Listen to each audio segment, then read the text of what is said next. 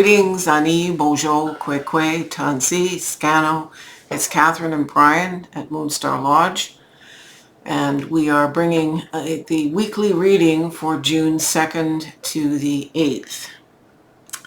And before I go on with the ins and outs of this reading, there's a shameless plug.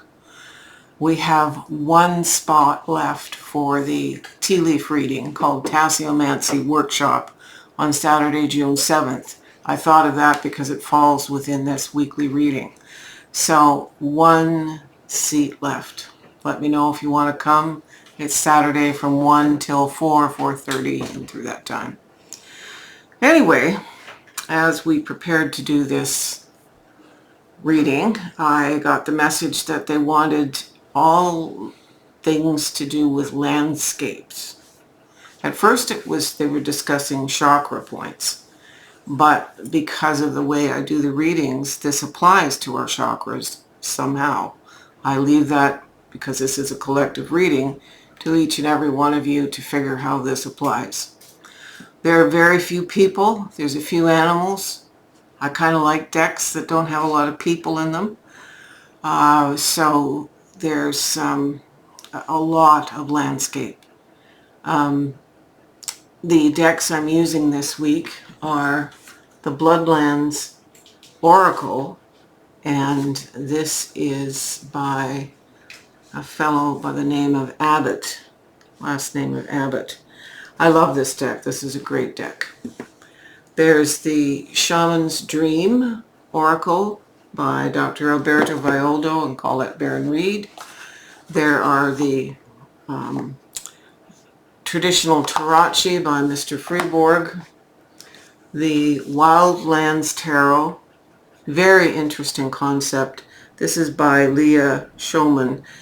The cards are made to look like Polaroid pictures. Very clever. Tarot Landscapes.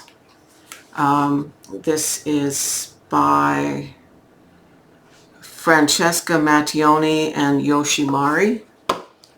And the Untamed Elemental deck by Tazia Van Reed.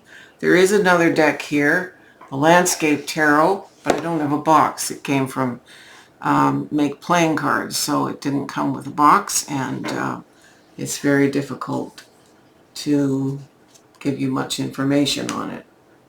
Anyway, let's go to the cards, Brian. So these cards are from the Tarot Landscapes deck, and it's quite an interesting lineup. We start the week, so the significator card is the Star. I love the Star card, one of my favorite cards, that and the Moon. To me, they're the best. And this is hopes and dreams, health. The Star has a lot to do with health and illumination. It's important to know that there are messages coming. The fact that this comet is racing through the sky, it's an indication that messages are coming. That's a little bit one of the more obscure meanings of the Star, but it was clarified for me by the last card in the lineup, so we'll get to that. It's clarified by our skeletal Pope, or the Hierophant, if you will. So while this signifies everything from our intuition and hope and dreams, the Pope, Hierophant, brings us some order and structure, especially spiritual structure, so that we don't go down some sort of rabbit hole wasteland here with our thinking. This is giving us structure and alignment, so there's not illusion involved. The second card is the Empress. And it's interesting, there's two trees in this card, one tree in this card, but anyway. The Empress is about bounty and gifts and fertility. The pregnant woman laying, reclining with her pomegranates kind of doesn't do it for me. But this does. This is all about the magnitude of the gifts that we will be given with respect to the information being we're being pummeled by it. The clarifier for the Empress is the Four of Wands. So she is talking about our journey, and this card is saying it's successful. It's a marriage of something. It can be a marriage of two people, but also the marriage of seeking a journey, a new direction, and landing there, being connected with the perfection and success. Card 3 is the Eight of Cups. And this is about needing to walk away to gain perspective. This can be some sort of spiritual retreat. This can be giving up something that has been. Some rite of passage is happening here. And what's interesting, it's clarified by the Six of Ankhs. This is an Egyptian-themed Polaroid, which is the same thing as the Six of Swords. And it's a tiny boat going to a new shore. They're both very similar in their meaning. This is gaining perspective, giving ourselves some time to make a decision that needs to be made, recognizing that there's more to the story here, that by opening up and landing from troubled waters onto calmer waters, it expands our perspective. Sometimes we need to do a vision quest. This is often related to a vision quest or a sweat ceremony. This is important. It's going to give us perspective. We have success. We know we have success. We know we're in the right direction, but we just need to step away a little bit to make sure all possibilities are brought into our week. The central card is the Nine of Wands, and this is defending our space as we get so very close to a huge finish here. It's the perseverance required. You may feel that this moment in time is anger producing. If it is, it's a righteous anger that says, I am going to finish this. I don't care who says what. I am finishing what I started. There's a lot of elements of legacy in this reading this week as I have looked at the cards. The sea star here, this is representative of when the sun merges into the water. And I'm just going to read you a little bit of what sea star means here.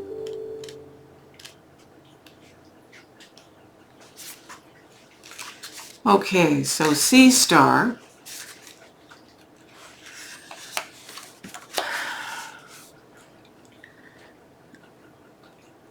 without hesitancy, sea star unseals the value of simplicity. He urges us to cease overthinking and instead simply trust. There are no improvements necessary before moving forward. Sea star, who operates on the instinctual impulses received, these are from his well-honed nervous system, and doesn't analyze what he's going to do. He does keep it simple. It's about effortless effort. It's healthy instinct. Well, this ties in very nicely with the star and the connections with the heavens, as it were, that this brings, especially the healthy instincts part. So,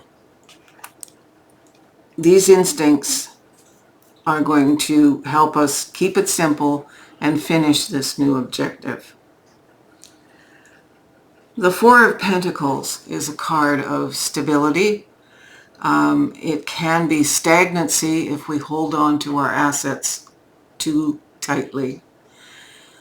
Pentacles, coins, that suit is about, yes, material assets, but it's also about other assets, our food, our community as an asset, but our time and our health. So if we hold on to things too tightly, the energy gets stagnant and doesn't move. It's very much the element of earth. It's clarified by the divine grace of Terra, which is the element of earth as well. So it's a staying grounded, staying focused, but not holding on and becoming too tight or restricting the flow of what we're building. That's an interesting card to follow, the 9. Next card here is the Queen of Swords. Takes no guff and gives no guff. And very quick thinking. It's that mature, middle-aged woman who's very clear about the agenda. She's clarified. She brings clarity to everything here. Absolutely no ifs, ands, or buts. And if something gets in her way that needs to be removed, well, off with its head. This is the Sky Bridge clarifying our lovely owl, Queen of Swords. It's representing a possibility for union.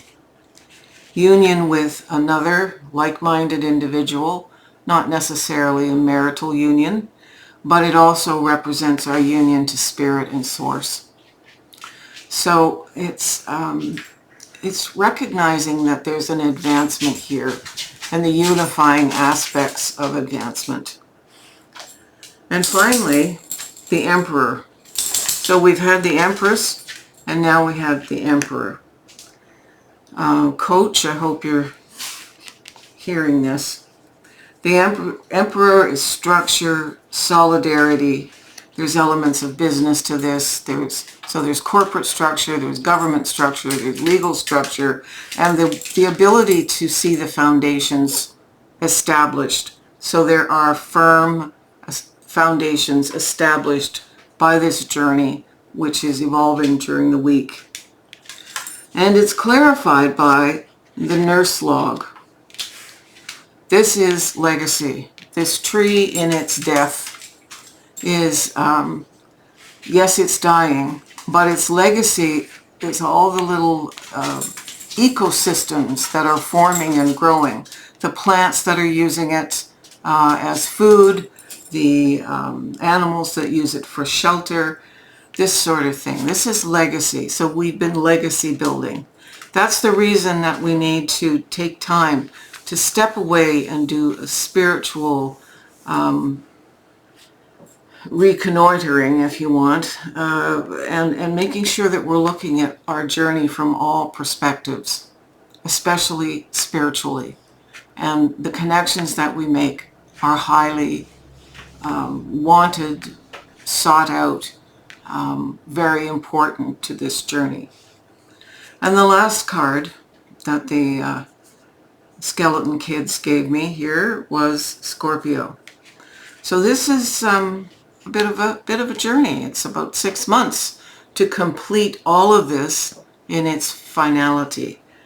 I get a sense that the bulk of the new direction is fairly quick, but the ramifications of what we build and do are not seen until Scorpio. And that's very much right dead center in the time of the ancestors. The veil is thin. A lot is happening. Is this karmic? Absolutely. Absolutely.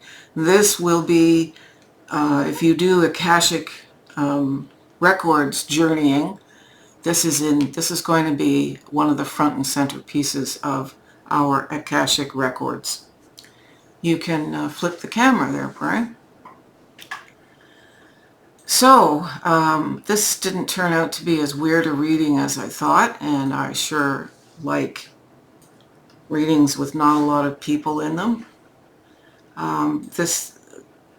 There's a deeper level to this that I haven't sat with. I mean, I pull the cards just before we go on. Otherwise, the cats would play hockey with them all over the place. There's a deeper thing, and I hope that everyone takes a chance to really think this through. There's a huge positivity to this. This feels like the one small step, or the butterfly effect. The flapping of a butterfly wings on the other side of the world creates a typhoon. This is a spiritual typhoon, and this is huge in a good way. This isn't overwhelming, but this has an impact on the world with all the chaos that's in the world right now, and it's good impact. So sit with this. I always post the pictures of the reading, and if it resonates to you, I hope you're able to figure this journey out. Anyway, don't forget that class on Saturday, June 7th, and we'll see you soon. Miigwech.